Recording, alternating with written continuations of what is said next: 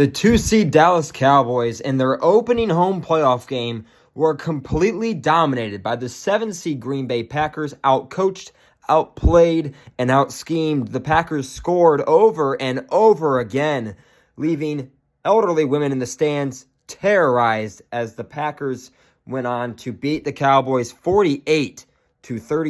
How did it happen? We're going over Matt LaFleur's masterful game plan and the flaws and Dan Quinn's own game plan in this video. I think the best way to explain to you guys what the Packers game plan was and what the Cowboys game plan was and why the Packers was so much better would be to just show you guys the first drive, because the Packers pretty much continued to do what they did the first drive all game long.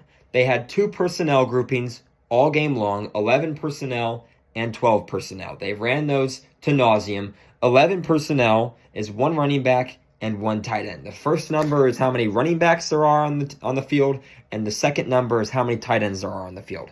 11 personnel and 12 personnel were what they ran all game long. They had a healthy mix between the two. On the opening drive, the Packers went 12 plays, 75 yards, and a touchdown. They ran 11 personnel 7 times and 12 personnel 5 times. The rest of the half would be much more 11 personnel dominant, but the Packers used motion in all 7 of their 11 personnel plays while using motion in just 1 of their 12 personnel plays. If you're asking me right now, Randy, why is it relevant that the Packers ran 11 and 12 personnel pretty much all game long? Well, the Cowboys themselves run pretty much 1 personnel grouping. Most of my statistics are from the first half. That's when I watched, because that was the majority of the game when it got blown out of proportion. In that frame of time, the Packers ran 31 plays on offense. 28 of those plays, the Dallas Cowboys ran a dime defense. A dime defense is 6 defensive backs and then typically 4 down linemen and 1 linebacker, or 3 down linemen and 2 linebackers. Micah Parsons was on the field. Damone Clark was on the field, and those were the linebackers, and then you had your defensive linemen. So with that being said, that means it's going to be pretty much a light box in terms of body weight pretty much every time you run a play offensively.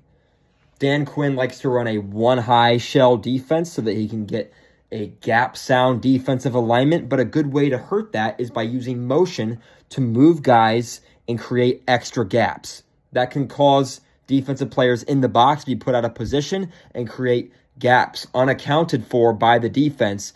It hurts the defense when you go in 1-high and run motion on them to create extra gaps that will effectively take one of their box players out of the game. The Cardinals did it to Green Bay early in the year. Thank you, Theo Ash, for the film study on that game.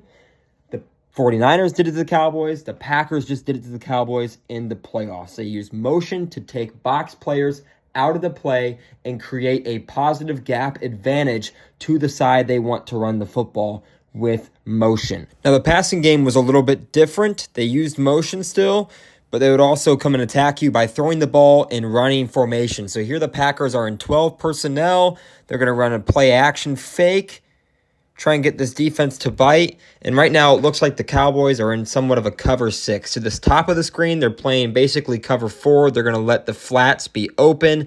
And to the bottom of the screen, they are playing pretty much cover 2. Stephon Gilmore in the bottom here sags off. And the way to attack the deep middle against a cover 6, with this middle linebacker here carrying vertically, Christian Watson runs a deep post.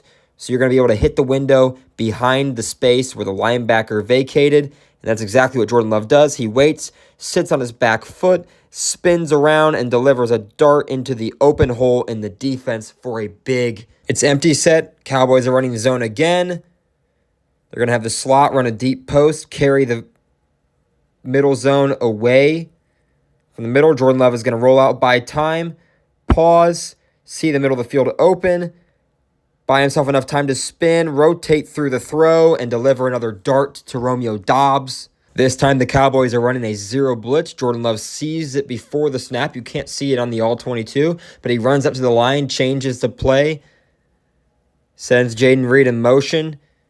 He was able to get the Cowboys with a hard count a few seconds before this to show their blitz, so he knows it's coming. He pedals back, knows he's going to have a free rusher. He gets a man free in his face. He sits back on his back foot, pumps to get the man jumping, and then rotates through and throws one of the best balls of the season. This is a fantastic throw. Now the Packers come out. They've been attacking the middle of the field off of play action. They're going to send Josiah DeGuara in motion. It's 12 personnel again. They go play action again. And now this time, instead of attacking the middle of the field, Romeo Doubs going to put a move on. Stephon Gilmore completely lost in the sauce. Josiah DeGuara misses his block on Micah Parsons, but it doesn't matter. Jordan Love's already gotten the ball out of his hands, and he throws the ball on the money under pressure to Doubs, who's off and running. And finally, the Musgrave touchdown. They put him in motion right before the snap, so now he is over on the left. They run a bootleg. Musgrave just releases across the field. It's man coverage. Nobody takes him. The safety runs with the deep corner. Musgrave's wide open. Jordan Love knows he's got pressure. He can't step into the throw. He's just going to fade away and pop this ball up there, let Musgrave make a play.